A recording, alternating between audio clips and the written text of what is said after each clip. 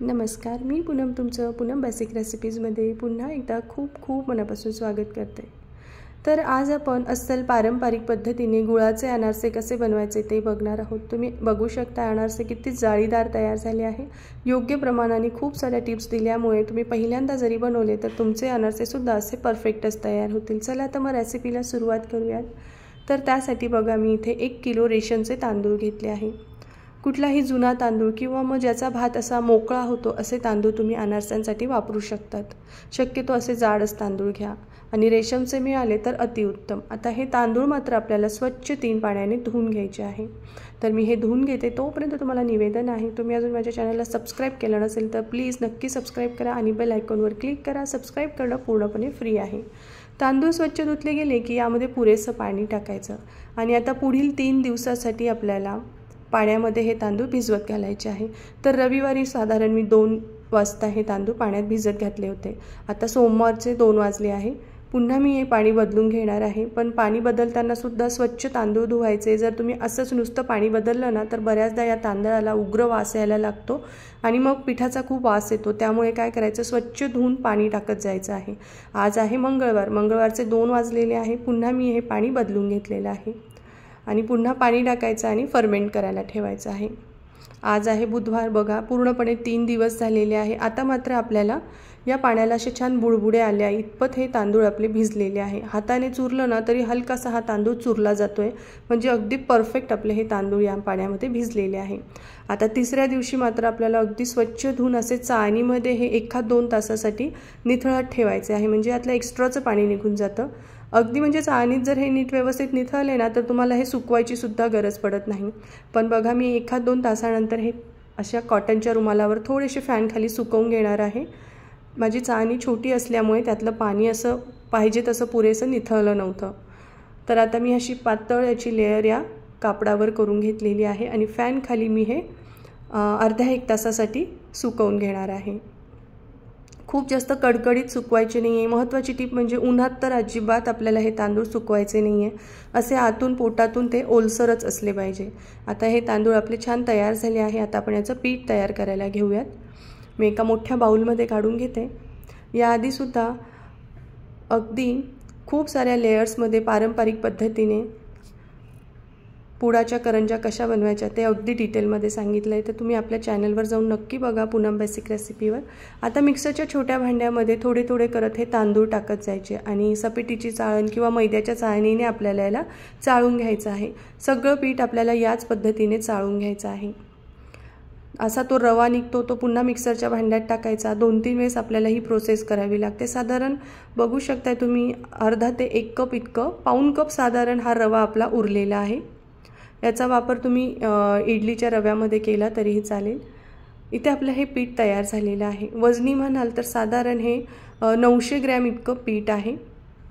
आता आहे ना काय करायचं, यामध्ये गूळ टाकायचा आहे। तर गूळ साधारण बघा मी 900 ग्रॅम घेतलेला आहे। जेवढं पीठ आहे तेवढाच आपल्याला गूळ घ्यायचा आहे, किंवा गूळ थोडा कमी घेतला ना तरीही चालेल, हरकत नाही। पण गूळ अगदी किसणीवर किसून घ्या किंवा मग अगदी बारीक चाकूने चिरून मगच यामध्ये ॲड करा, कारण मिक्स करायला खूप वेळ लागतो मग। आता एक पूर्णपणे मी यामध्ये जायफळ किसून टाकणार आहे। हवं तर तुम्ही 5-6 वेलदोडे यामध्ये अगदी बारीक पावडर करून टाकली ना तरीही चालेल। आता याला चांगलं मिक्स करायचं आहे। आता मी एक ट्रिक सांगणार आहे। हे पीठ आहे ना मिक्स करायला खूप वेळ लागून जातो। मग अशा वेळी काय करायचं, मिक्सरच्या मीडियम साईजच्या भांड्यामध्ये हे थोडं करत हे पीठ टाकायचं आणि पल्स मोडवर फिरवून घ्यायचं, म्हणजे एकसारखं मिळून येतं। तुम्ही बघू शकताय अगदी मस्त मिळून आलेलं आहे। अशाच प्रकारे सगळं पीठ आपल्याला तयार करून घ्यायचं आहे। याआधी सुद्धा बिना पाकाचे रवा लाडू, गव्हाच्या पिठाचे शंकरपाळे कसे करायचे त्याची रेसिपी सुद्धा मी पूनम बेसिक रेसिपीवर सांगितली आहे। अगदी पारंपरिक रेसिपी मी तुमच्याबरोबर शेअर करत असते, तर पूनम बेसिक रेसिपीवर जाऊन नक्की सर्च करा।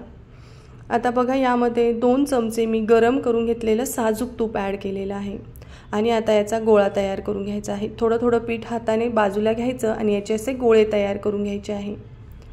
या पद्धतीने जर तुम्ही अनारसे केले ना तर 100% गॅरंटी घेऊन सांगते तुमचे अनारसे सुद्धा असे छान खुसखुशीत आणि जाळीदार तयार होतील। आता आहे ना यासाठी ना शक्यतो कोल्हापुरी ऑरेंज कलरचा जो किंवा पिवळ्या रंगाचा गूळ येतो ना तो वापरायचा, म्हणजे अनारसांना अजूनच छान रंग येतो। तर साधारण 6 मोठे गोळे मी करून घेतले आहे आणि एका डब्यामध्ये ठेवायचे आहे। पुढील 8 दिवसासाठी हे पीठ आपल्याला फर्मेंट करायचं आहे। 8 दिवसानंतर आता आपला इथे हे पीठ छान फर्मेंट झालेलं असतं। आता यातला एक गोळा काढायचा आणि बघा, काही जण याला आहे ना थोडंसं केळाचा हात लावतात किंवा मग दूध लावून मळून घेतात, पण मी यामध्ये पुन्हा साजूक तूप लावूनच मळून घेणार आहे। यामुळे काय होतं की हे अनारसे खूप खुसखुशीत होतात। तुम्ही एकदा नक्की ट्राय करून बघा। थोडासा गोळा घ्या आणि ते तुपाचा हात लावून मळून बघा, आणि अगदीच तरीसुद्धा खूप तुम्हाला हे मिश्रण कडक वाटत असेल तर मग तुम्ही थोडासा दुधाचा हात लावला किंवा मग केळ लावलं तरीही चालेल, पण साजूक तूप लावून एकदा नक्की मळून बघा तुम्ही। फक्त मेल्ट केलेलं साजूक तूप घ्या, खूप घट्ट घेऊ नका।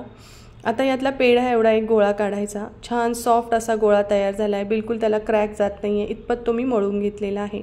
आता पोळपाटावर आहे ना मी एक प्लास्टिकचा छोटा कागद ठेवला आहे, त्यावर थोडीशी खसखस टाकायची आणि हाताने बघा असं बोटांनी आपल्याला याला स्प्रेड करायचं आहे। तर आता अनारसा पण आहे ना खूप पातळ केला की तो मग कडकडीत होतो, म्हणजे असा कडक लागतो खाताना, आणि खूप जाडसर ठेवला तर तो पोटातून कच्चा राहतो। त्यामुळे असा व्यवस्थित एकसारखा मीडियम आकाराचा हा अनारसा थापून घ्यायचा आहे। दुसरी पद्धत म्हणजे तुम्ही यामध्ये ना खसखस आणि थोडीशी साखर टाकून सुद्धा हा अनारसा थापून घेऊ शकतात। तर मी असे हे 1-2 अनारसे या ठिकाणी करून घेतले आहे। आता आपण तळायला घेऊयात। तर तळण्यासाठी ना खूप महत्त्वाची प्रोसेस आहे। मी साजूक तूप घेतलं आहे, तुम्ही तेल घेतलं तरी चालेल। मी एकदम नेहमी खूप जास्त तूप न टाकता थोडं तूप टाकून हे अनारसे तळत असते, कारण बऱ्याचदा तूप आपलं वाया जातं तळणीचं। त्यामुळे थोडंसं मी साधारण अर्धा कप इतकं तूप यामध्ये टाकलं आहे। मीडियम फ्लेमवर मात्र आधी तूप गरम करून घ्यायचं। तूप व्यवस्थित गरम आहे म्हणजे आपला अनारसा यामध्ये विरघळत नाही। आता बघा, आणि गॅसची फ्लेम एकदा का अनारसा यामध्ये टाकलं ना पूर्णपणे लो करायची आणि झाऱ्याने असं वरतून त्याच्यावर तूप सोडत जायचं आहे, म्हणजे अगदी जाळीदार आपला अनारसा तयार होतो। तुम्ही बघू शकता किती सुरेख रंग आलेला आहे आणि जाळीसुद्धा खूप छान आली आहे। मंद आचेवर हा तळला गेला की झाऱ्याने थोडंसं असं कढईमध्येच त्याला पुश करायचं आणि याचं सगळं तूप आहे ना आपल्याला निथळू द्यायचं आहे, आणि एका जाळीमध्ये याला काढायचं, म्हणजे राहिलेलं एक्स्ट्राचं तूपसुद्धा यातून निघून जातं। अशा प्रकारे सगळे अनारसे आपल्याला करून घ्यायचे आहे। तुम्हाला जर माझ्या ह्या रेसिपी आवडत असतील ना प्लीज कमेंट करून सांगा, तुमच्या मित्रमैत्रिणींसोबत नक्की शेअर करा। आता दुसरा अनारसासुद्धा मी तुम्हाला मस्त इथे तळून दाखवला आहे, मंद आचेवर अगदी खरपूस मस्त खुसखुशीत हे अनारसे आपले तयार झाले आहे। तर तुम्हीसुद्धा या दिवाळीला नक्की अशा प्रकारे अनारसे गुळाचे करून बघा, आणि रेसिपी आवडली तर कमेंट करून नक्की सांगा। माझा व्हिडिओ पाहिल्याबद्दल तुमचे मनापासून खूप खूप धन्यवाद।